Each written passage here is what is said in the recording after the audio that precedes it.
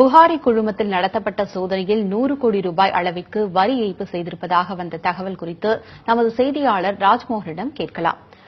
ராஜ்மோகன், புகாரி குழுமத்தில் நடத்தப்பட்டு வரும் சோதனை பற்றி சொல்லுங்க.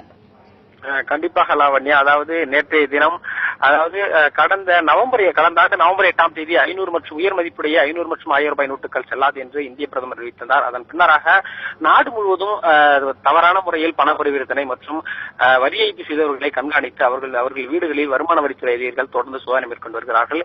இந்த வகையில் இதுவரை ஒட்டுமொத்தமாக இந்தியா முழுவதுமாக 530 கோடி ரூபாய் வரி ஏய்ப்பு செய்ததாக பணம் கைப்பற்றப்பட்டிருக்கிறது. குறிப்பாக தமிழகத்தில் 201 கோடி ரூபாய் பணம் கைப்பற்றப்பட்டிருக்கிறது. அடிப்படையில் புகாரி குழுமம் ETA குழு மற்றும் புகாரி குழுமத்தைச் சேர்ந்தவர்கள் 100 கோடிக்கு மேலாக வரி ஏய்ப்பு செய்ததாக ஒரு புகார் வந்தது. அதனை அடுத்து சந்தேகத்தின் பேரில் அவரது ETA குழுமம் மற்றும் புகாரி குழுமத்துக்கு சொந்தமான வணிக வளாகங்கள், சொகுசு பங்களாக்கள், உள்ளிட்ட பல்வேறு இடங்களில் நேற்று காலை 6 மணியிலிருந்து சோதனை மேற்கொண்டு வருகிறார்கள். இந்த சோதனையில் 100க்கும் மேற்பட்ட வருமான வரித்துறை அதிகாரிகள் கொண்டு வருவதாக தகவல் வெளியாகியிருக்கிறது. அதைத் தொடர்ந்து இந்த 2வது நாளாகவும் வருமான வரித்துறை அதிகாரிகள் இன்று பல்வேறு இடங்களில் சோதனை மேற்கொண்டு வருகிறார்கள். குறிப்பாக நுங்கம்பாக்கத்தில் இருக்கக்கூடிய புகாரி டவர், ராதாகிருஷ்ணன் சாலை இருக்கக்கூடிய சிட்டி சென்டர், அதே போன்று வண்டலூரில் இருக்கக்கூடிய ஐஏ அப்துல் ரஹ்மான் பல்கலைக்கழகம் உள்ளிட்ட பல்வேறு இடங்களில் ஆய்வு மேற்கொண்டிருக்கிறது. அதே போன்று தமிழ்நாட்டின் பரவலான இருக்கக்கூடிய இவர்களுக்கு சொந்தமான வணிக வளாகங்கள், நிறுவனங்களான ராமநாதபுரம், மதுரை, தூத்துக்குடி உள்ளிட்ட பல்வேறு இடங்களிலும் தொடர்ந்து சோதனை மேற்கொண்டு வருகிறது. அதே போன்று இந்த நிறுவனத்தை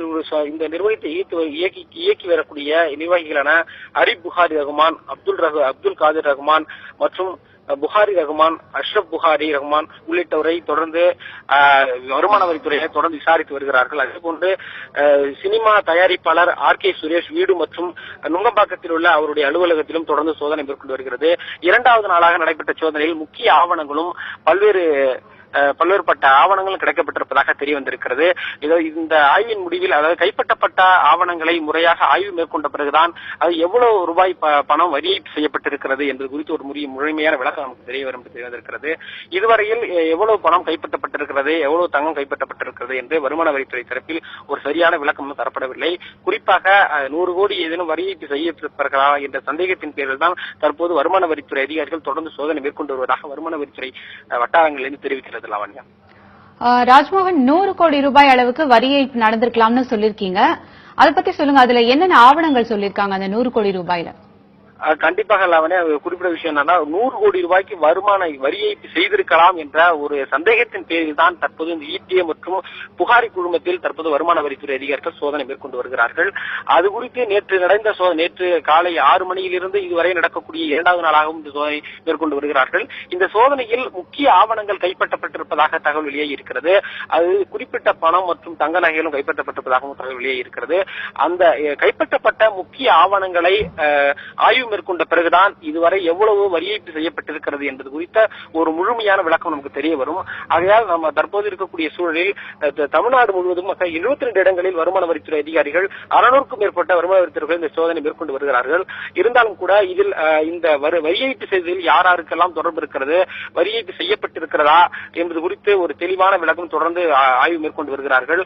இதில் அமலாக்கத்துறை அதிகாரிகளும் CBI அதிகாரிகளும் இதில் தொடர்ந்து விசாரணை மேற்கொண்டு வருவதாகவும் தெரிய வந்திருக்கிறது.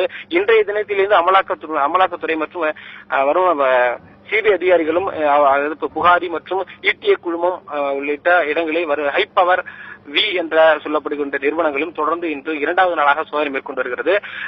இந்த சோதனையின் இறுதியில் தான் கைப்பற்றப்பட்ட ஆவணங்களின் முடிவில் தான் எவ்வளவு வரி ஏய்ப்பு செய்யப்பட்டிருக்கிறது என்பது குறித்த ஒரு முழுமையான விளக்கம் நமக்கு தெரிய வரும். லாவண்யா, உங்களுடைய விரிவான தகவல்களுக்கு நன்றி ராஜ்மோகன். நன்றி லாவண்யா.